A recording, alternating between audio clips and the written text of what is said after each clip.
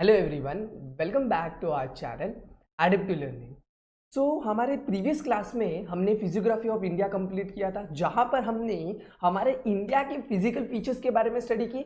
Now it's turn to study about the physiography of Brazil, जहां पर अब हम ब्राज़ील की भी एक यूनिक फिजिकल फीचर्स के बारे में भी पढ़ने वाले हैं चैप्टर में। ठीक है, so again the physiography of Brazil are divided into 5 groups. ठीक है, जहां पर the highland, the great escarpment, the coastal region, the plains and the island groups, ये 5 ऐसे फिजिकल फीचर्स है जो मिलकर एक कंप्लीट फिजिकल ब्राज़ील को बनाते हैं। ठीक है, सो ये 5 फिजियोग्राफी है which is very very again important from the exam point of view. जैसे कि हमने हमारे चैप्टर में फिजिकल फीचर्स ऑफ इंडिया हमने कंप्लीट किया, और each and every physical features में each and every physical features के ऊपर एक पर्टिकुलर राइट शॉर्ट नोट्स या पर्टिकुलर क्वेश्चंस क्रिएट होते हैं। सिमिलरली अगर हम ब्राज़ील की बात करते हैं तो ब्राज़ील में भी यही चीज होगा कि each and every particular landform में, यानी each and every particular physical features में ऊपर भी, उसके ऊपर भी एक पर्टिकुलर क्वेश्चन जनरेट होगा, विच is again very very important for the exam point of view. Boards में भी ये मोस्टली पूछे जाते हैं, और मेरा यही पैटर्न होगा कि जब भी मैं जो भी आपको पर्टिकुलर फीचर्स के बारे में बता रहा हूं, मैं आपको उसके पर्टिकुलर जगह पर क्वेश्चन बताऊंगा कि इस बेस पे, इस पर्टिकुलर फीचर्स पे कौन से क्वेश्चंस बन सकते हैं और कौन से क्वेश्चंस आ सकते हैं। तो याद रखो, physiography of Brazil is classified into 5 groups. Physiography of Brazil is classified into 5 groups. कौन से 5 ग्रुप्स हैं? The highland, the great escarpment, the coastal region, the plains and the island group. Again please repeat कीजिए मेरे साथ, the highland, the great escarpment, the coastal region, the plains and the island group. Repeat कीजिए मेरे साथ। जितने बार अगर आप repeat करेंगे और अपने आप को अगर आप एक्टिव रखेंगे, उतने ही बार आपको ये जो पर्टिकुलर फिजियोग्राफी है वो आपको अच्छी तरीके से याद हो जाएगा। ठीक है, सो अगेन एक बार वापस रिपीट करते हैं। The physiography of Brazil is divided, is sub classified into 5 groups. Okay, what are they? The highlands, the great escarpment, the coastal plains, the coastal regions, the plains and the island group. ठीक है, so let's discuss the each and every physical features of Brazil in detail. ठीक है, जहां पर हम देखते हैं सबसे पहला वाला हमारा फिजिकल फीचर्स, हमारा फिजियोग्राफी हमारी यूनिक ब्राज़ील के एक फिजिकल फीचर्स में आता है, जो कि है दी हाईलैंड। ठीक है, अब ये जो हाईलैंड है हिमालय से कुछ हद तक सिमिलर है, बट इसके पर्टिकुलर कुछ बोलते हैं ना कि कुछ ऐसे माइनर चीजें हैं जो हिमालय से इनको अलग बनाती है और इन्हें एक अलग नाम दे दिया गया है। ठीक है, so let's discuss about the अब first physiography of Brazil is highland. ठीक है, अब देखते हैं कि हाईलैंड होता क्या है। Now, the highland, this southern plateau of Brazil is occupied by an extensively plateaus. It is differently described as Brazilian Plateau Highlands or Brazilian Shield. Okay, अब टॉपिक्स के बारे में सबसे पहले समझने से पहले कंटेंट को समझो, टॉपिक्स के एक प्रॉपर मीनिंग समझो कि हाईलैंड होता क्या है। Now, what is highland? Highland is a landform, again it's an elevated portion, ठीक है, जो कि बोलते हैं ना कि वो स्नो कवर्ड नहीं होता और एक पर्टिकुलर माउंटेन्स के ग्रुप में आता है, ग्रुप में लाई करता है। जैसे हमारे अगर माउंटेन्स की बात करते हैं तो mountains are classified into different different groups. ठीक है, और ये जो ग्रुप्स होते हैं ना, ये ग्रुप्स जो क्लासिफाई किए जाते हैं ये हाइट के बेसिस पे क्लासिफाई किए जाते हैं, और इन्हें बोलते हैं ना कि इनके फिजिकल फीचर्स के ऊपर हाईलाइट किया क्लासिफाई किया जाता है। जैसे कुछ माउंटेन्स होते हैं जो कि स्नो कवर्ड होते हैं। हमारा इंडियन अगर फिजियोग्राफी देखोगे तो हमारे हिमालय की यूनिकनेस, जो हिमालय को हिमालय बनाता है, वो यही है कि स्नो कवर्ड। ठीक है, वेराज अगर मैं हाईलैंड्स की बात करता हूं, so highlands are not at all snow covered, वो स्नो कवर्ड नहीं होते। कुछ माउंटेन्स में काफी डेंस फॉरेस्ट होते हैं और कुछ माउंटेन्स में डेंस फॉरेस्ट नहीं होते। तो ये जो हाईलैंड्स होते हैं, ये हाईलैंड्स एक पर्टिकुलर माउंटेन के सब क्लासिफिकेशन में आते हैं, जहां पर ये हाइट और अपने अल्टीट्यूड के हिसाब से वैरी करते हैं और इन्हें इसलिए हाईलैंड्स कहा जाता है। ठीक है, सो हम हाईलैंड्स के बारे में पढ़ते हैं कि ब्राज़ील में मोस्टली स्नो कवर्ड या ऐसे कोई भी माउंटेन्स है नहीं, इसलिए वहां पर हिमालय नहीं होते। उनके लिए क्या होता है? हाईलैंड्स होता है, ठीक है। अब देखो फर्स्ट पॉइंट क्या बोला है, this southern plateau of Brazil is occupied by an extensively plateau. Now आपको प्लेट्यू के बारे में पता ही है, मैंने कहा ही है, अ पीस ऑफ लैंड, ठीक है, जहां पर due to convergence rays and due to the divergence rays क्या हो रहे हैं, ये प्लेट्यू के कल्यूजन होने की वजह से ये प्लेट्यूज फॉर्म होना स्टार्ट हो गए, ठीक है। तो southern plateaus of Brazil is occupied by an extensively plateau, यानी कि बहुत सारे सदर्न पार्ट में बहुत सारे छोटे छोटे प्लेट्यूज मिलकर बने हैं। सिमिलरली सेम हमारे इंडियन पेनिनसुला का, जैसे हमने पढ़ा कि पेनिनसुला जो है वो छोटे छोटे प्लेट्यूज के क्लूजन से एक पर्टिकुलर लैंडफॉर्म बना है। सिमिलरली यहाँ पर भी सदर्न पार्ट में ब्राजील के वही हो रहा है। Then it is differently describe as a Brazilian plateau, highland और ब्राजीलियन शील्ड। अब इन ये जो हाईलैंड्स होता है ना, इन हाईलैंड को हम एक नाम और देते हैं अपलैंड्स, ठीक है। Highlands are also known as uplands, ठीक है। इन्हें अपलैंड भी बोला जाता है because it's again an elevated portion, an elevated part, ठीक है, which is not snow covered, that's why it is known as highland. अब ये जो हाईलैंड्स होते हैं ये ब्राजीलियन के लिए एक शील्ड की तरह एक्ट करते हैं। अब कैसे?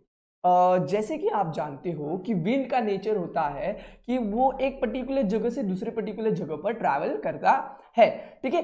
सो जब विंड ट्रैवल करता है तो कभी कभी कैसा होता है कि विंड की बहुत ज़्यादा वेलोसिटी होने की वजह से वो कंट्री के लिए डिसएडवांटेज भी एक है, ठीक है। सो जब मैं हाईलैंड्स की बात करता हूँ तो ब्राजीलियन को इन पर्टिकुलर विंड से, इन सदर्न विंड से प्रोटेक्ट करने वाला कौन होता है? ब्राजीलियन हाईलैंड्स होते हैं। इसलिए इन हाईलैंड्स को ब्राजीलियन ने कहा है कि इट्स आर ब्राजीलियन शील्ड, ये हमारे लिए ब्राजीलियन शील्ड की तरह है, जहां पर ये बहुत ही ज्यादा मजबूत बनकर ये हमें रोकने की, हमारे लिए सेफ्टी, हमारे प्रोटेक्शन के लिए हमारे काम आते हैं। So this is what highland is, ठीक है। देन सेकेंड पॉइंट क्या बोलता है, Guiana highlands are the core of South American continent, ठीक है। सिंस ब्राजील की बात कर रहे हैं, सो जैसे हमारा इंडिया एशियन कॉन्टिनेंट में आता है, हमारा ब्राजील जो है वो कहाँ पर आता है? अमेरिकन कॉन्टिनेंट में काउंट होता है। सो अगर हम अमेरिकन कॉन्टिनेंट में कोई भी पर्टिकुलर हाईलैंड्स की बात करते हैं, सो सबसे बड़ा हाईलैंड जो है वो कौन सा है? गुआना हाईलैंड, ठीक है, जो कि साउथ अमेरिकन कॉन्टिनेंट में सबसे हाईएस्ट माना जाता है। Then in Brazil it covers states of Roraima, Pará, Amapá in the north, ठीक है। ये जो पर्टिकुलर स्टेट्स हैं, इन स्टेट से ये गुआना हाईलैंड्स पास ऑन होते हैं, यानी कि ये जो गुआना हाईलैंड्स होते हैं ये पर्टिकुलर रोराइमा, पारा एंड अमापा जैसे स्टेट्स को होकर, टच होकर ये पर्टिकुलर आइलैंड्स बहुत बड़े एक्सटेंसिवली एक्सटेंडेड है, ठीक है। कौन सा island? Guiana island. Please make note of it because this will be asked for fill ups और मल्टीपल चॉइस क्वेश्चन, जहां पर आपको पूछा जा सकता है dash highlands are the core of South American continent, which is again it's Guiana highland. Then the highest peak of the Brazil is Pico de Neblina, which is 3014 meter high, lies between border of Brazil and Venezuela, ठीक है।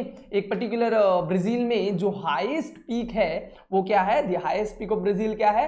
Pico दी नेब्लिना, ठीक है। ये जो pico दी नेब्लिना है, ये इसकी जो हाइट है वो कितना है?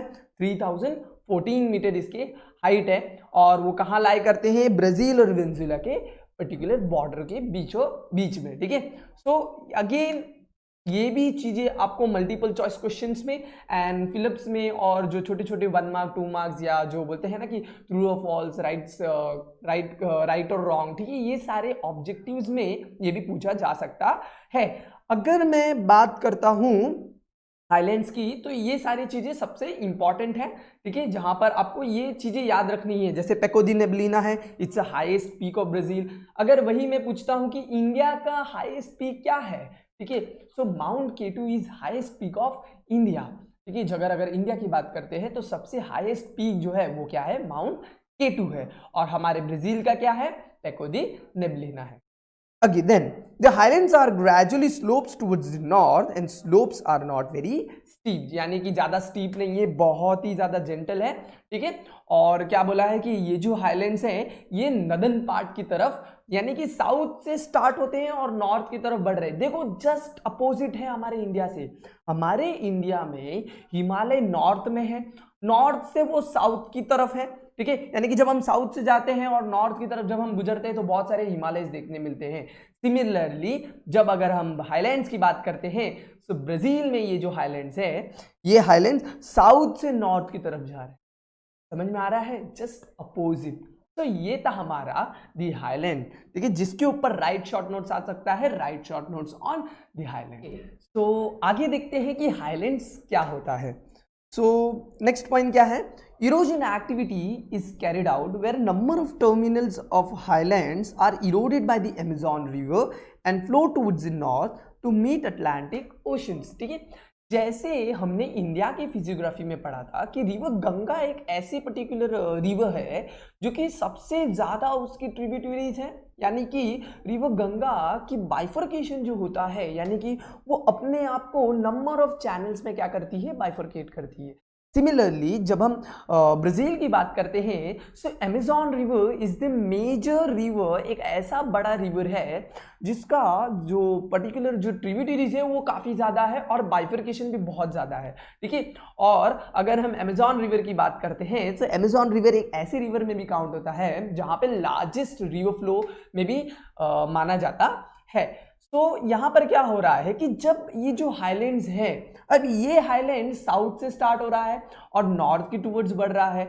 जैसे ये साउथ से स्टार्ट हो रहा है सो वहाँ से कुछ बहने वाली जो नदियाँ हैं, जो ओरिजिनेटेड जो जितने भी वाटर बॉडीज हैं वो उस पर्टिकुलर टर्मिनल से स्टार्ट होकर जैसे ही नॉर्थ की तरफ बढ़ रही है, लो लाइंग एरिया की तरफ बढ़ रही है, क्या करेगी, इरोजन करेगी या डिपोजिशन करेगी। जो कि आपको मैंने इससे पहले भी कहा कि जब भी रिवर या कोई भी वाटर बॉडी फ्लो होता है, ठीक है, और अगर उसके पास वेलोसिटी होता है तो वो क्या करेगा, इरोजन करेगा और डिपोजिशन करेगा। ठीक है, सो जैसे अगर हमने इंडिया में देखा तो इंडिया में हायर एलिवेशन जो पार्ट है वो नॉर्थ की टूवर्ड्स है।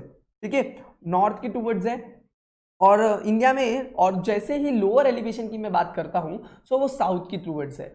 बट यहाँ पर ब्राज़ील में जो हायर एलिवेशन है यानी कि जो हाईलैंड्स हैं वो साउथ पे है और जो lower elevation low lying area जो है वो कहाँ पर है, साउथ की टूवर्ड्स है। ठीक है, तो सिमिलरली यहाँ पर भी क्या हो रहा है कि जैसे ही हाईलैंड से जितने भी ओरिजिनेटेड रिवर्स हैं, ठीक है, वो जब फ्लो होंगे अपने एक पर्टिकुलर वेलोसिटी के साथ, सो वो क्या करेंगे, इरोजन एंड डिपोजिशन करना स्टार्ट कर देंगे।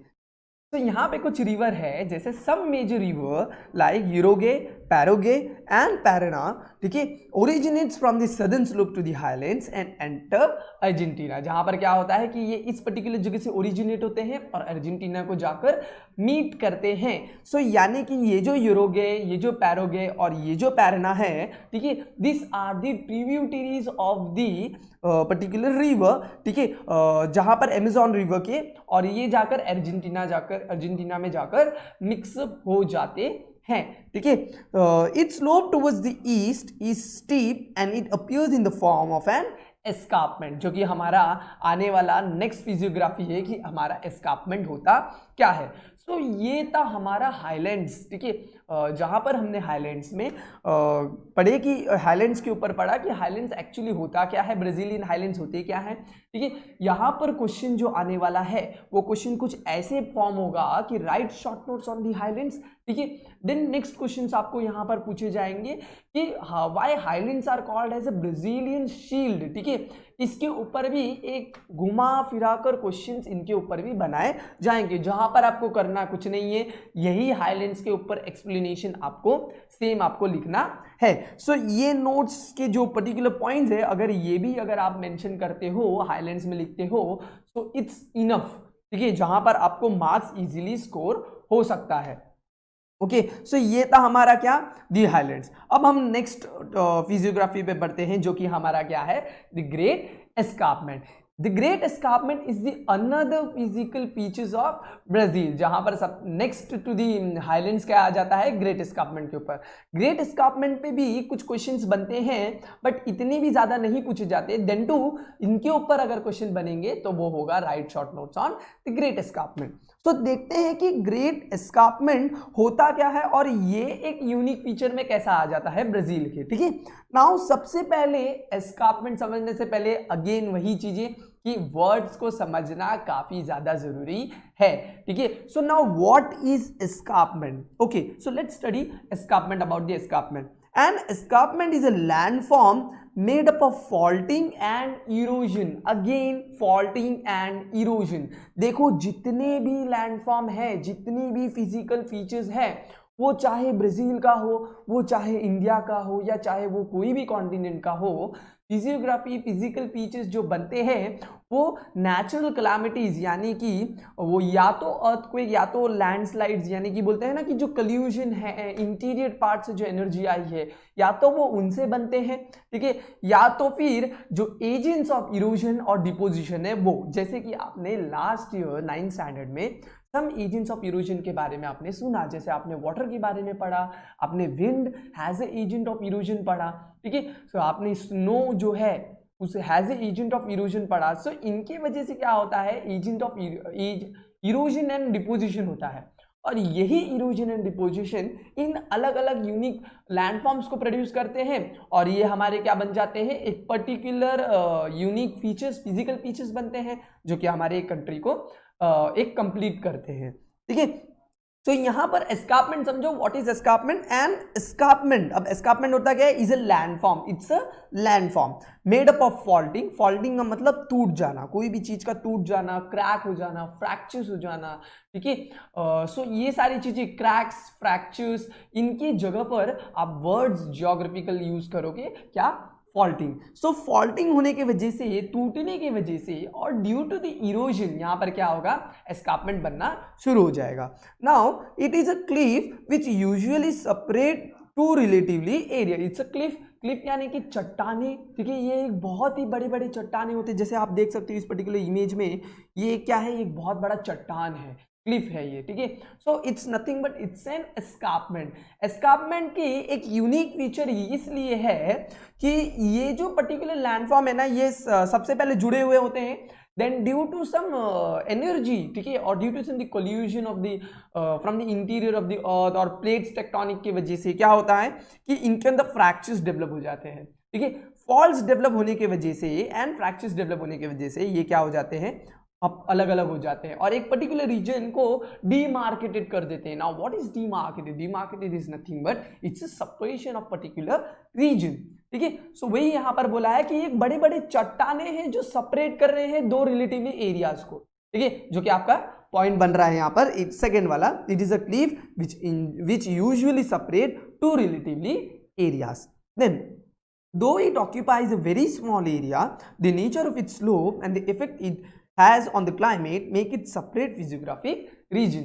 अब ये जो पर्टिकुलर फिजिकल फीचर्स हैं, इसके वजह से भी क्लाइमेट्स पे असर पड़ता है, जो कि हमारा नेक्स्ट चैप्टर जो होगा, जो कि चैप्टर नंबर हमारा 4 है क्लाइमेट, जहां पर हम पढ़ेंगे कि कैसे फिजिकल फीचर्स की वजह से भी क्लाइमेट में चेंजेस होते हैं। जैसे आपने लास्ट क्लास 9th में प्रेसिपिटेशन पढ़ा था कि स्नोफॉल कैसे होता है, रेन्स कैसे होते हैं। ठीक है, सो यहाँ पर भी ये जो एस्कार्पमेंट है, दो ये बहुत ही छोटा है, ठीक है, ये एक पर्टिकुलर विंड को ब्लॉक तो नहीं कर सकता, देन टू इनके वजह से भी कभी कभी जो प्रेसिपिटेशन है वो होते हैं। सो अगेन ग्रेट एस्कार्पमेंट भी एक क्लाइमेट पे भी एक यूनिक मतलब बोलते हैं ना कि एक असर करता है। सो ये था हमारा द ग्रेट एस्कार्पमेंट। अब आगे देखते हैं कि ग्रेट एस्कार्पमेंट में आगे क्या एक्सप्लेनेशन दिया है। The eastern side of the highland is demarcated because of the escarpment. देखिए, सो हाईलैंड्स के जो ईस्टर्न पार्ट्स हैं, अगर मैं ब्राजील के एक पर्टिकुलर रीजन के ब्राजील के मैप के बारे में बात करता हूं, तो आप देख सकते हो, you can see over here this whole part is nothing but it's island. ठीक है, जो कि कहाँ पे है, सदर्न पार्ट में है, साउथ के पार्ट में है, और यही पर्टिकुलर हाईलैंड्स ये जो वेस्टर्न एंड ईस्टर्न, जो ईस्टर्न नॉर्थ में है, इसको क्या कर रहा है, अलग कर रहा है, डीमार्केट कर रहा है। ठीक है, सो यहाँ पर यही बोला है the eastern side of the highland is demarcated because of the escarpment. Escarpment की वजह से ईस्टर्न पार्ट क्या हो गया है, हाईलैंड से अलग हो चुका है। Then in the region the altitude of escarpment is 790 metre, यानी कि अगर ब्राज़ील में आप देखोगे सो ब्राज़ील की हाईएस्ट, अगर आप बोलते हो ना कि अगर आप हाईएस्ट अगर एस्कार्पमेंट की भी बात करते हो सो वो 790 मीटर तक ज़्यादा से ज़्यादा जाता है। तो ये जो एस्कार्पमेंट होते हैं ये एस्कार्पमेंट ज़्यादा बड़े होते नहीं हैं, जो भी जितने भी एस्कार्पमेंट हैं उनकी पर्टिकुलर जो हाइट होती है और जो अल्टीट्यूड होता है वो काफ़ी कम होता है compare to highlands and Himalaya. देखिए, then the Escarpment Act has a barrier, so the southeast trade winds given rise to rain shadow area in the northeastern part of the highlands. The region to the north of this area is called drought quadrilateral। ठीक है, अब यहाँ पर बोला क्या है कि देखो यहाँ आप लोगों ने इन द प्रीवियस क्लास अपने प्रेसिपिटेशन में आपने पढ़ा था कि जो माउंटेन्स की वजह से, ठीक है, एक पर्टिकुलर ब्लॉक ऑफ माउंटेन की वजह से या कोई भी हायर एलिवेशन की वजह से अगर क्लाउड एटमॉस्फेयर लेवल 1 को क्रॉस करके एटमॉस्फेयर लेवल 2 पे चला जाता है तो क्या होगा कि due to change in the temperature वहां पर कंडेंसेशन होगा। कंडेंसेशन होने की वजह से जितने भी वाटर मॉलिक्यूल्स हैं वो पानी में कन्वर्ट होकर बारिश होना स्टार्ट हो जाएगा। तो यहाँ पर क्या होता है कि ब्राजील में जब आप एस्कार्पमेंट की बात करते हो तो एस्कार्पमेंट से मोस्टली नॉर्थ पार्ट में रेन होना स्टार्ट होता है, ठीक है, और ये रेन होने की वजह से यहाँ पर क्या होता है कि ये जो पर्टिकुलर एस्कार्पमेंट की वजह से क्या होता है कि वो क्लाउड्स को, पर्टिकुलर क्लाउड्स को मजबूर कर देता है कि वो इंटेंशनली वो एस्कार्पमेंट के ऊपर जाए, वो एटमॉस्फेरिक लेवल चेंज हो, कंडेंसेशन प्रोसेस वहां पर अकर हो, वाटर के वाटर वेपर्स में कन्वर्ट हो जाए, ठीक है, जितने भी मॉलिक्यूल्स हैं, और बारिश होना स्टार्ट हो जाए, प्रेसिपिटेशन होना स्टार्ट हो जाए। ठीक है, सो इस पर्टिकुलर रीजन को, ठीक है, जो नॉर्थ पर्टिकुलर रीजन है, नॉर्थ साइड है, उसे हम ड्रॉट क्वाड्रिलैटरल भी कहा जाता है। तो ये था हमारा the importance of the escarpment, ठीक है, and the features of escarpment, जहां पर हमने एस्कार्पमेंट देखा कि एस्कार्पमेंट होता क्या है। ओके, तो कंटिन्यू करते हैं। हमारा नेक्स्ट जो फिजियोग्राफी है, हमारा ब्राजीलियन फिजियोग्राफी है, वो है हमारा कोस्टल प्लेन। ठीक है, तो हमने कोस्टल प्लेन्स, ये जो फिजियोग्राफी है ये हमने इससे पहले भी इंडियन फिजियोग्राफी में भी पढ़ा, जहाँ पर हमने इंडियन कोस्टल प्लेन्स के बारे में पढ़ा और उनके बारे में कुछ चीज़ें समझी कि वो वहाँ के जो इंडियन कोस्टल प्लेन्स है, ठीक है, उनके एक यूनिक कैरेक्टरिस्टिक्स क्या है। तो let's study about the Brazilian coastal planes. अब जैसे हमारे इंडिया के पास कोस्टल प्लेन्स है, सिमिलरली हमारे ब्राज़ील के पास भी कोस्टल प्लेन्स है। अब पढ़ते हैं कि ब्राजीलियन कोस्टल प्लेन्स क्या है। Okay, Brazil coastline is divided into two. They are northern coast and eastern coast। अगर हम कोस्टल प्लेन्स की बात करते हैं, ब्राजीलियन कोस्टल प्लेन्स की बात करते हैं, तो जैसे इंडिया के कोस्टल प्लेन्स 2 पार्ट्स में डिवाइडेड है, वैसे ही हमारे ब्राजील के कोस्टल प्लेन्स भी again it is sub classified into 2, ठीक है, 2 ग्रुप्स में वो क्लासिफाइड है। एक है नॉर्दर्न कोस्ट और दूसरा है ईस्टर्न कोस्ट। ठीक है, अब होता क्या है ये northern coast and eastern coast. आप अगर नॉर्दर्न कोस्ट की बात करते हो so most of the part, जो नॉर्दर्न पार्ट में आप देख रहे हो, जो नॉर्थ की तरफ से जो कोस्ट शेयर हो रहा है, ठीक है, कोस्ट लाइन शेयर हो रहे हैं, वो फॉल हो जाता है किसके अंदर, नॉर्दर्न कोस्ट में। वैराज अगर मैं ईस्टर्न कोस्ट की बात करता हूँ सो ईस्टर्न साइड में जितने भी कोस्ट लाइन्स हैं, ठीक है, जो ईस्टर्न पार्ट कवर कर रहा है वो है हमारा ईस्टर्न कोस्ट। ठीक है, the Brazilian coast is characterized by a large number of beaches and sand dunes complexes। ठीक है, अगर हम कोस्टल एरियाज की बात करते हैं, ठीक है, तो कोस्टल एरियाज एक ऐसा पर्टिकुलर रीजन है जहां पर डिपोजिशन ऑफ वाटर की वजह से due to various agents of erosion, जैसे कि विंड एक एजेंट ऑफ इरोजन है, वाटर एक एजेंट ऑफ इरोजन है, इन विंड और इन वाटर की वजह से, इनके इरोजन एंड डिपोजिशन की वजह से क्या होता है कि लैंडफॉर्म्स बनना स्टार्ट हो जाते हैं। तो कोस्टल प्लेन्स बेसिकली ऐसा एक पर्टिकुलर रीजन होता है जो कि यही सारे इरोजन एंड डिपोजिशन के वजह से वेरियस लैंडफॉर्म्स वहां पर बनाए जाते हैं। तो अगर हम ब्राजीलियन कोस्टल प्लेन्स की बात करें, इवन अगर हम इंडिया के कोस्टल प्लेन्स की भी बात करते हैं, तो कुछ सैंड डून्स और कुछ जो बीचेस होते हैं, ठीक है, वो बीचेस यानी कि कुछ नहीं, वो एक क्लेई जो बोलते हैं ना कि फाइन सैंड पार्टिकल्स, जिसे हम बारूद बोलते हैं, ठीक है, उस पर्टिकुलर सैंड से जो लैंडफॉर्म प्रोड्यूस हुआ है, ठीक है, वो होता है हमारा बीचेस। वेरएज सैंड डून्स भी सैंड के बहुत बड़े बड़े डून्स यानी कि माउंटेन शेप डून्स बनते हैं, ठीक है, जैसे आपने देखा होगा कि राजस्थान वगैरह में ऐसे डून्स होते हैं। तो सिमिलरली ये जो कोस्टल प्लेन्स है, ये कोस्टल प्लेन्स में हमारे बीचेस और सैंडून्स देखने मिलते हैं। ज़्यादा करके ब्राज़ील में भी ये इनके भी कोस्टल एरियाज में ये बीचेस एंड सैंडून्स हमें मिलते हैं। The Brazilian is protected in some areas by coral reefs and island. और ये जो हमारा ब्राज़ील का जो कोस्टल प्लेन्स है ये प्रोटेक्टेड है किससे? कोरल रीफ से। Coral reef is nothing but it's again it's a landform, ठीक है, जो कि रॉक से बना है इसलिए उसे कोरल बोला गया है। और वो एक वाटर बॉडी से ये बाहर की तरफ प्रोजेक्टेड हुआ एक पीस ऑफ लैंड है, ठीक है, जो कि एक बड़ा सा बोलते हैं ना कि एक लॉन्ग वे, एक लॉन्ग एक्सटेंडेड लैंडफॉर्म है, ठीक है। मैं आपको दिखाऊंगा कोरल रीफ के भी फोटोग्राफ्स की कोरल रीफ्स दिखते कैसे हैं, ठीक है। सो मेरे नेक्स्ट लेक्चर में मैं ट्राई करूंगा कि आपको उसके भी पिक्चर्स दिखाने के। Okay, so coral reefs and islands, और बहुत सारे छोटे छोटे आइलैंड्स है जिसके वजह से हमारा ये जो ब्राजील की जो कोस्ट है, ठीक है, वो क्या है? प्रोटेक्टेड है।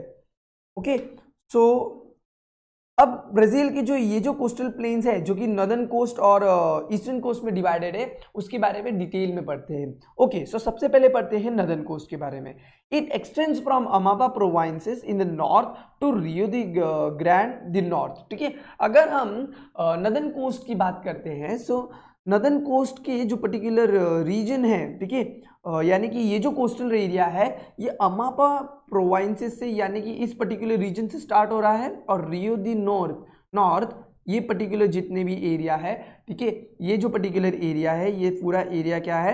नॉर्दर्न कोस्ट है, ठीक है। यानी कि अमापा रीजन एक पर्टिकुलर रीजन से जहाँ से वाटर बॉडीज है, ठीक है, उस पर्टिकुलर जगह से जो कोस्ट लाइन स्टार्ट होता है हमारा वो एक टर्मिनल से, और रियो दी नॉर्थ तक वो जो टर्मिनल एक एंड होता है, एक पॉज होता है, उस पर्टिकुलर जगह तक डिनोट किया है कि इन पर्टिकुलर एरिया में लाई करने वाले जितने भी कोस्ट लाइंस हैं उन्हें बोला गया है नॉर्दर्न कोस्ट, ठीक है। और इसके बाद के यानी कि साउथ के टूवर्ड जितने भी कोस्ट लाइंस हैं उन कोस्ट लाइंस को बोला गया है it's a eastern coast, okay, which is known as north Atlantic coast. So ये पर्टिकुलर रीजन में जितने भी कोस्ट लाइंस है, ये पर्टिकुलर रीजन में जितने भी कोस्टल एरियाज हैं, इन्हें बोला जाता है नॉर्थ अटलांटिक कोस्ट, बिकॉज ये नॉर्थ अटलांटिक ओशन से मीट करते हैं, ठीक है। इनके कोस्टल एरियाज की जो वाटर बॉडी है सराउंडेड बाय जो वाटर है वो है अटलांटिक ओशन का, इसलिए इस पर्टिकुलर रीजन को बोला जाता है North Atlantic coast.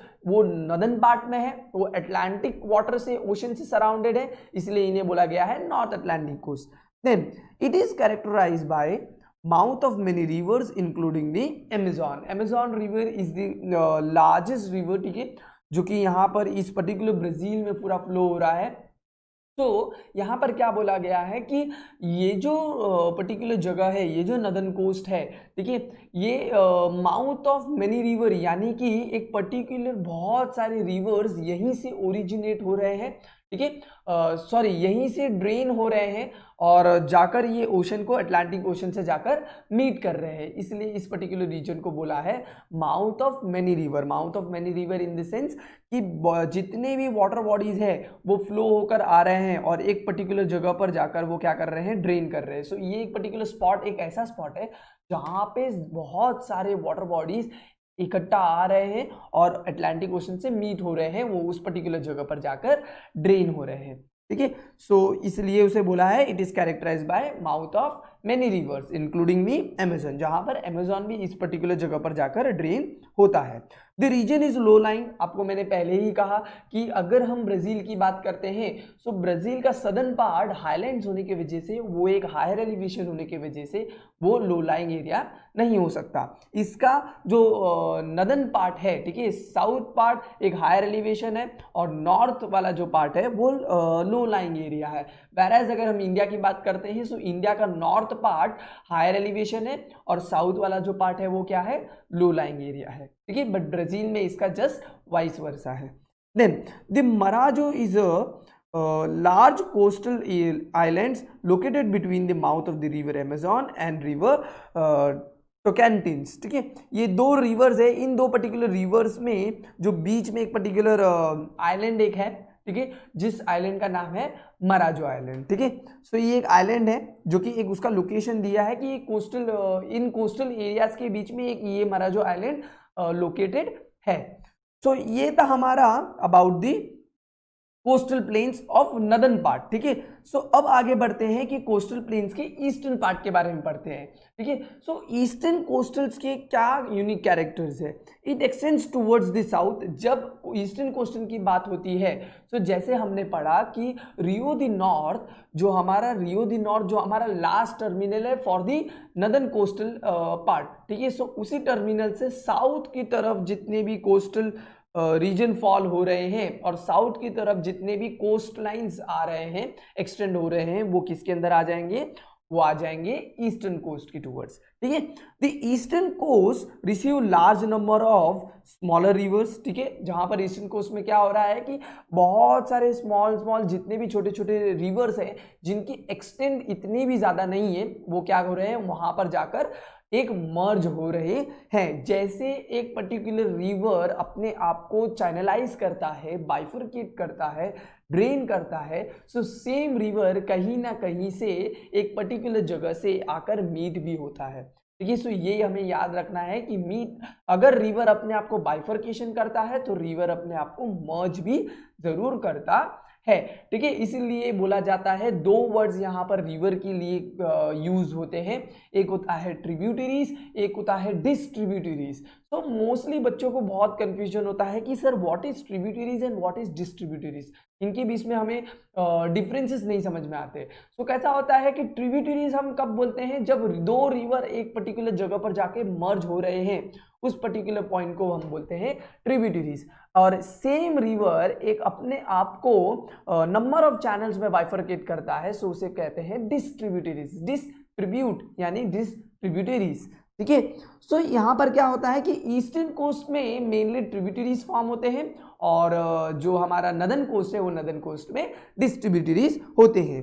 The only major river which meets the Atlantic ocean here is Sao Francisco. अब जो सदर्न पार्ट के, सदर्न कोस्टल एरिया के जो रिवर जो नॉर्थ तक जाकर ड्रेन होते हैं, और यहाँ के जो एक ऐसे सिर्फ एक ही एक ऐसा रिवर है जो अटलांटिक ओशन को जाकर मीट करता है और ड्रेन करता है, वो है हमारा साओ फ्रांसिस्को, ठीक है। सो ये चीजें याद रखना है, ये आप लोगों के लिए 1 मार्क्स के लिए भी आ सकता है, multiple choice questions and fill ups जैसे क्वेश्चंस के लिए भी ये पूछे जा सकते हैं, ठीक है। और इन कोस्टल प्लेन्स के ऊपर राइट शॉर्ट नोट्स भी पूछे जा सकते हैं। सो याद रखना है, हमारा जो कोस्टल प्लेन्स है, कोस्टल प्लेन्स हमारे ब्राजील के भी, it is also divided into 2 parts, northern coast and eastern coast, northern coast and eastern coast. अब ये जो नदर्न कोस्ट है, नॉर्थ में जितने भी कोस्ट लाइन्स लाई करते हैं वो सारे के सारे क्या हो जाएंगे, नदर्न कोस्ट हो जाएंगे।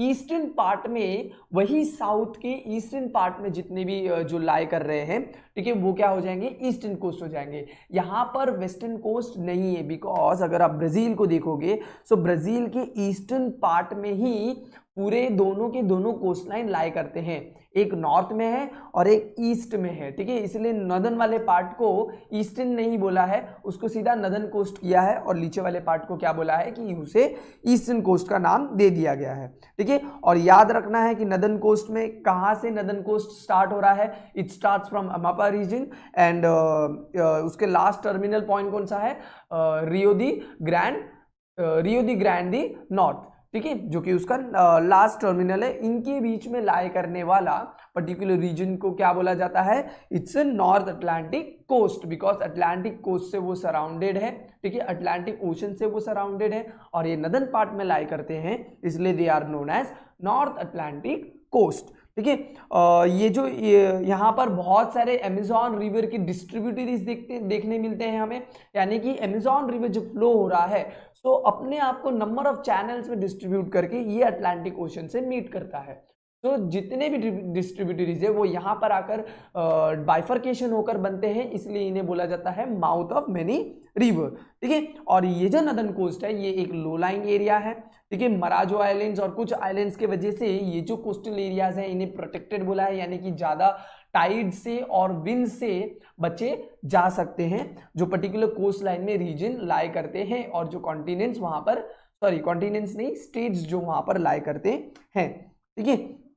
देन ईस्टर्न कोस्ट का याद रखने वाली क्या चीजें हैं कि eastern coast Rio de Grande de North से सदर्न पार्ट की टुवर्ड्स एक्सटेंड करता है, ठीक है। The eastern coast receive large number of smaller rivers, जहां पर नॉर्थ में हमने देखा कि वो डिस्ट्रीब्यूटरीज हो रहा है, सो यहाँ पर क्या होता है, ट्रिब्यूटरीज क्रिएट हो रहे हैं, यहाँ पर रिवर्स मर्ज हो रहे हैं, ठीक है। और अटलांटिक ओशन से, यहाँ की वाटर बॉडी में से अटलांटिक ओशन से मीट करने वाला एक ही रिवर है जो कि कौन सा है, साओ फ्रांसिस्को।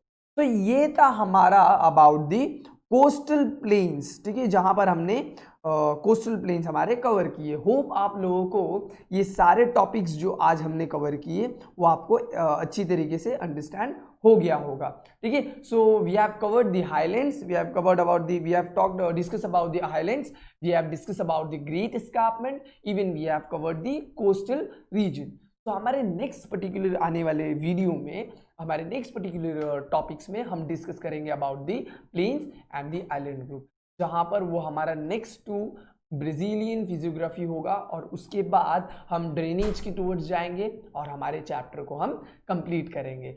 और ये जो पर्टिकुलर 5 फिजियोग्राफी मिलके हमारे ब्राजील को भी इसी तरीके से कंप्लीट करेगा, ठीक है। सो हमने हाईलैंड्स के बारे में बात कर लिया, हमने द ग्रेट एस्कार्पमेंट देख लिया, द कोस्टल रीजन भी हमने देख लिया। होप आप लोगों को सारे जो आज के पर्टिकुलर डाउट्स हैं, जो आज के पर्टिकुलर जो कंसेप्ट है वो कंसेप्ट क्लियर हो गए होंगे, ठीक है। If any doubts regarding the topic please mention in the comment section. मैं ट्राई करूंगा आप तक पहुंचने की और आपकी ईच एंड एवरी डाउट्स को क्लियर करने की, ठीक है।